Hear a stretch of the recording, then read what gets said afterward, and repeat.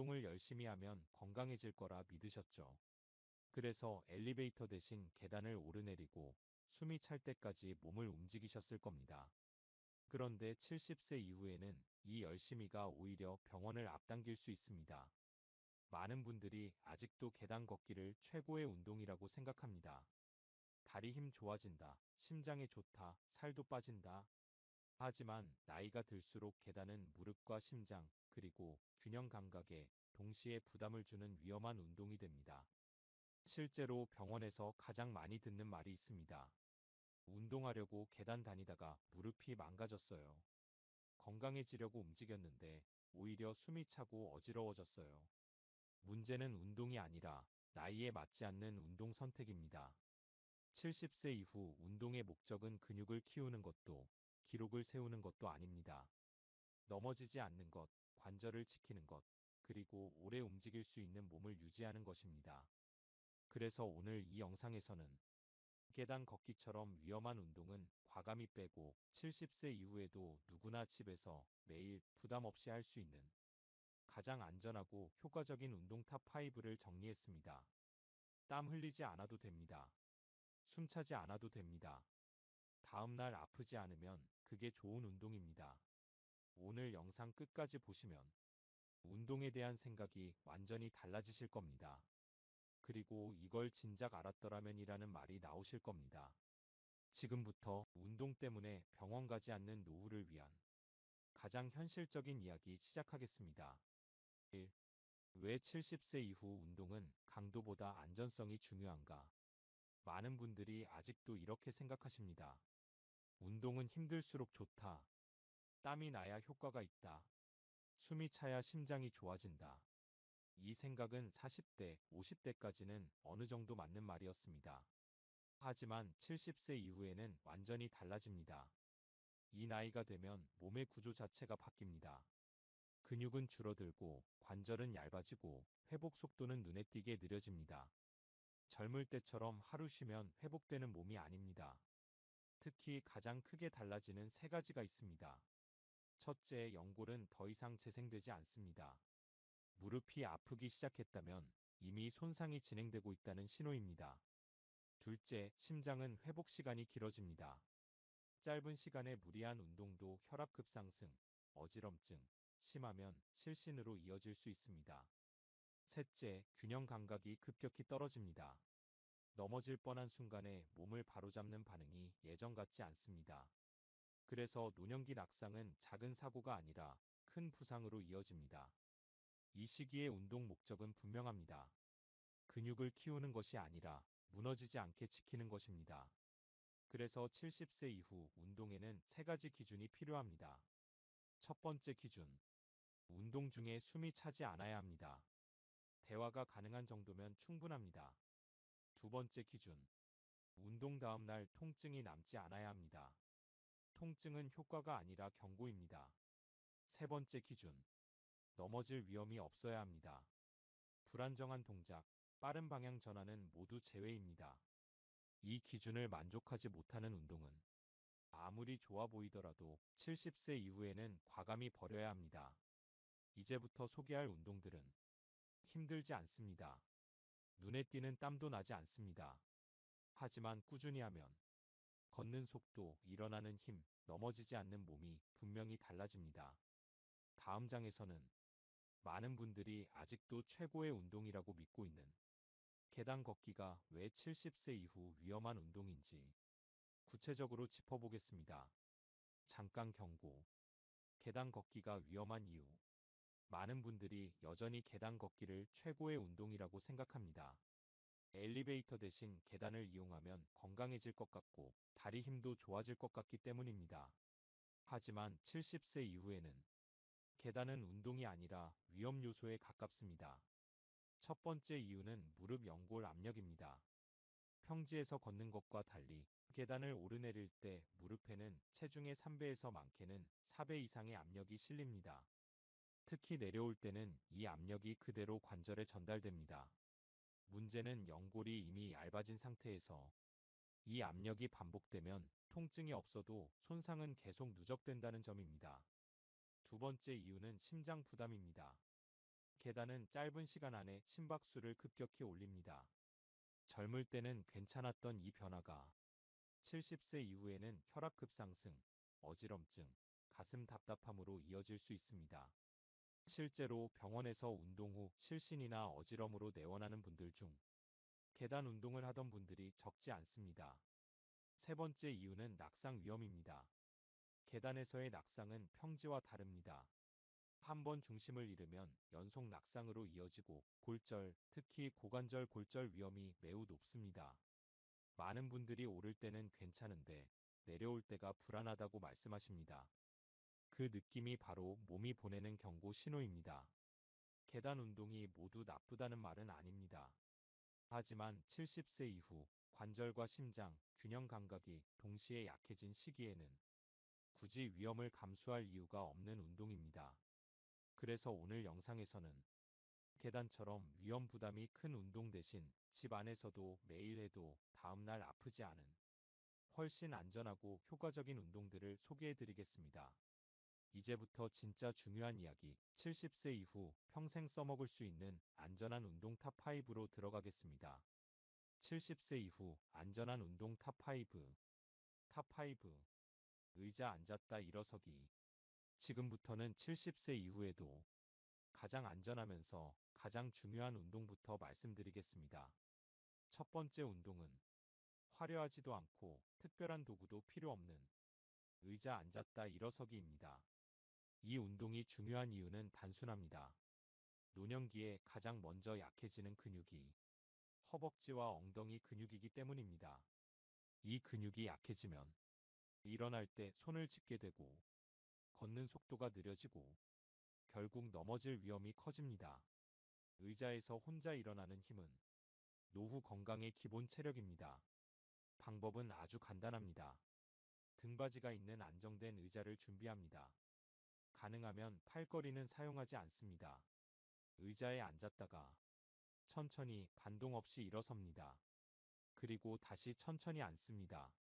이때 중요한 건 속도입니다. 빨리 할 필요 없습니다.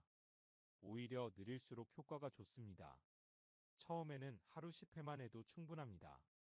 익숙해지면 2세트, 상태가 괜찮으면 3세트까지 늘려도 됩니다.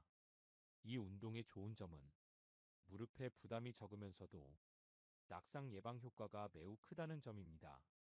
주의하실 점도 있습니다. 무릎이 아프신 분들은 완전히 일어서지 않아도 됩니다. 중간까지만 올라왔다가 다시 앉아도 충분합니다. 또 통증이 느껴지면 횟수를 줄이거나 하루 쉬어도 괜찮습니다. 운동은 참는 게 아니라 조절하는 것입니다. 이 의자 운동 하나만 꾸준히 해도 걷는 자세가 달라지고 계단 대신 평지를 걷는데 훨씬 안정감이 생깁니다. 다음으로 소개할 운동은 낙상 사고와 가장 밀접한 발목과 종아리를 지켜주는 운동입니다. 탑4. 벽 잡고 까치발 들기. 두 번째로 중요한 운동은 많은 분들이 의외로 전혀 신경 쓰지 않는 부위를 위한 운동입니다. 바로 발목과 종아리입니다. 노년기 낙상 사고의 상당수는 허벅지가 아니라 발목이 버티지 못해서 발생합니다. 걸을 때 발이 끌리거나 턱이 낮은 곳에서도 휘청하는 이유, 대부분 종아리와 발목 근력이 약해졌기 때문입니다. 그래서 70세 이후에는 걷기 운동보다 먼저 발목을 지키는 운동이 필요합니다. 방법은 아주 간단합니다. 벽이나 의자 등 고정된 물건을 가볍게 잡고 섭니다. 그리고 발 뒤꿈치를 천천히 들어 올립니다. 까치발이 되는 느낌으로 끝까지 올렸다가 다시 천천히 내려옵니다. 이때 중요한 건 반동을 주지 않는 것입니다. 올릴 때도 내릴 때도 천천히 움직이셔야 합니다. 처음에는 15회 정도만 해도 충분합니다. 익숙해지면 2세트까지 늘리셔도 됩니다. 이 운동의 효과는 분명합니다. 발목 안정성 증가, 균형 감각 회복, 종아리 혈액순환 개선, 밤에 쥐 나는 증상 감소, 특히 아침에 일어날 때 발이 잘 안 떨어지는 분들, 이 운동을 꾸준히 하시면 확실히 달라집니다. 주의하실 점도 있습니다. 어지러움이 있는 날, 컨디션이 안 좋은 날에는 횟수를 줄이거나 건너뛰셔도 됩니다. 운동은 매일 하는 게 목표가 아니라 사고 없이 오래 하는 게 목표입니다. 다음으로 소개할 운동은 밖에 나가기 힘든 날에도 반드시 할 수 있는 실내에서 가장 안전한 걷기 운동입니다. 탑3. 실내 제자리 걷기. 세 번째 운동은 걷기는 해야 좋은데 밖에 나가기가 부담스러운 분들을 위한 가장 현실적인 대안입니다. 바로 실내 제자리 걷기입니다. 많은 분들이 걷기 운동을 포기하는 이유는 단순합니다. 날씨가 춥거나 덥고 미끄럽거나 사람이 많고 나가기가 귀찮기 때문입니다. 그래서 걷기를 아예 안 하게 되고 그 결과 체력은 더 빨리 떨어집니다. 하지만 제자리 걷기는 이 모든 핑계를 필요 없게 만듭니다. 방법은 아주 간단합니다. TV를 보거나 라디오를 들으면서 제자리에서 천천히 발을 들어 올립니다. 이때 무릎을 높이 들 필요 없습니다. 10cm 정도만 들어도 충분합니다. 중요한 건 속도입니다. 빠르게 할 필요 없습니다. 숨이 차지 않고 말을 하면서도 가능한 정도면 됩니다. 처음에는 하루 3분만 해도 괜찮습니다. 익숙해지면 5분, 컨디션이 좋으면 10분까지 늘려도 됩니다. 이 운동의 가장 큰 장점은 낙상 위험이 거의 없다는 점입니다. 밖에서 걷다가 넘어질 걱정이 없고 신발도 필요 없습니다. 또 하나 중요한 효과가 있습니다. 바로 심장에 무리가 거의 없다는 점입니다. 심박수가 급격히 올라가지 않기 때문에 고혈압이나 심장 질환이 있는 분들도 비교적 안전하게 할 수 있습니다. 주의하실 점은 딱 하나입니다. 어지럽거나 균형이 불안한 날에는 벽이나 의자를 옆에 두고 하셔도 됩니다. 걷기는 꼭 밖에서만 해야 하는 운동이 아닙니다. 움직임을 끊지 않는 것, 그게 노년기 걷기의 핵심입니다. 다음으로 소개할 운동은 무릎이 아픈 분들도 부담 없이 할 수 있는 누워서 하는 근력 운동입니다. 탑2. 누워서 다리 들어 올리기. 네 번째로 소개할 운동은 무릎이 아프신 분들, 걷기 자체가 부담스러운 분들에게 가장 안전한 근력 운동입니다. 바로 누워서 다리 들어 올리기입니다. 많은 분들이 오해하십니다. 누워서 하는 운동은 효과가 없다. 하지만 노년기에는 이 생각이 틀렸습니다. 무릎 통증의 상당수는 허벅지 앞쪽 근육이 약해지면서 관절을 제대로 지지하지 못해서 생깁니다. 이 운동은 관절에는 부담을 거의 주지 않으면서 무릎을 지켜주는 근육을 정확히 강화해 줍니다. 방법은 아주 간단합니다. 바닥이나 침대에 편하게 눕습니다. 한쪽 다리는 세운 상태로 두고 다른 쪽 다리를 천천히 들어 올립니다. 이때 높게 들 필요 없습니다. 바닥에서 20에서 30cm 정도면 충분합니다. 올린 상태로 2에서 3초 유지한 뒤 천천히 내려옵니다. 좌우 각각 10회씩만 해도 충분합니다. 익숙해지면 2세트까지 해도 괜찮습니다. 이 운동의 핵심은 속도가 아니라 통제입니다. 다리를 툭 떨어뜨리지 말고 끝까지 천천히 내려오는 것이 중요합니다. 이 운동을 꾸준히 하시면 무릎 통증 완화, 걷기 안정감 증가, 계단 대신 평지 걷기가 훨씬 편해지는 변화를 느끼실 수 있습니다. 주의하실 점도 있습니다. 허리가 불편하신 분들은 허리 아래에 얇은 수건을 깔아주시면 좋습니다. 그리고 통증이 느껴지면 그날은 횟수를 줄이거나 쉬셔도 됩니다. 운동은 참는 게 아니라 몸 상태에 맞추는 것입니다. 이제 마지막으로 소개할 운동은 70세 이후 운동의 핵심이자 가장 오래 가져가야 할 운동입니다. 바로 느린 평지 걷기입니다. 탑1. 하루 10분 느린 평지 걷기. 70세 이후 운동에서 가장 중요하고 가장 오래 가져가야 할 운동은 바로 느린 평지 걷기입니다. 여기서 중요한 단어는 세 가지입니다. 느린 평지, 짧은 시간. 많은 분들이 걷기 운동도 빠를수록 좋다고 생각합니다. 하지만 노년기에는 속도가 아니라 지속 가능성이 기준입니다. 방법은 아주 간단합니다. 평평한 길을 선택합니다. 언덕, 계단, 턱이 많은 길은 피합니다. 그리고 숨이 차지 않을 정도의 속도로 걷습니다. 대화를 하면서 걸을 수 있다면 속도가 딱 맞습니다. 말이 끊길 정도면 그건 이미 과한 운동입니다.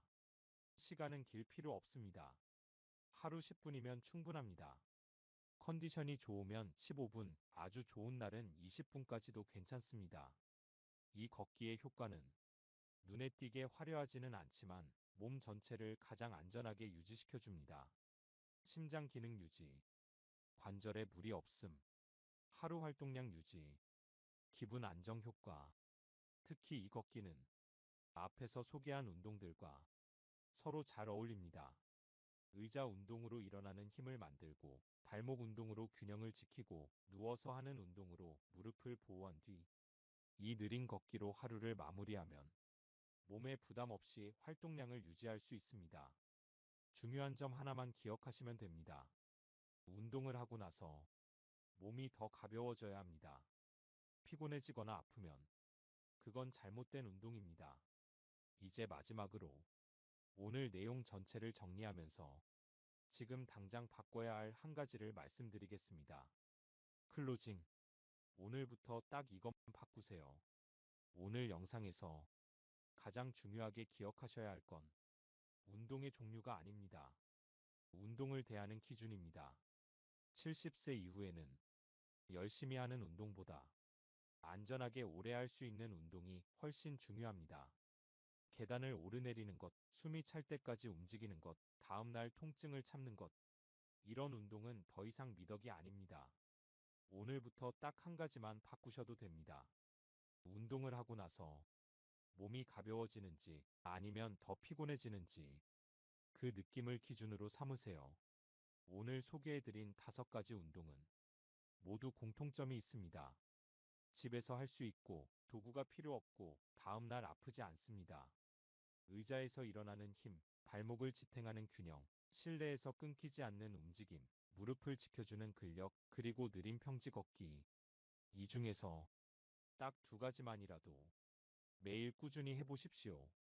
운동은 건강한 노후를 만드는 도구이지 고통을 증명하는 수단이 아닙니다. 다음 영상에서는 많은 분들이 아직도 습관처럼 하고 있는 70세 이후 절대 하면 안 되는 운동 5가지를 더 구체적으로 말씀드리겠습니다. 지금까지 내용이 도움이 되셨다면 구독과 좋아요로 응원해 주시고 궁금한 점이나 경험이 있으시면 댓글로 남겨주셔도 좋겠습니다. 운동 때문에 병원 가는 노후가 아니라 운동 덕분에 오래 움직이는 노후를 함께 만들어 가겠습니다.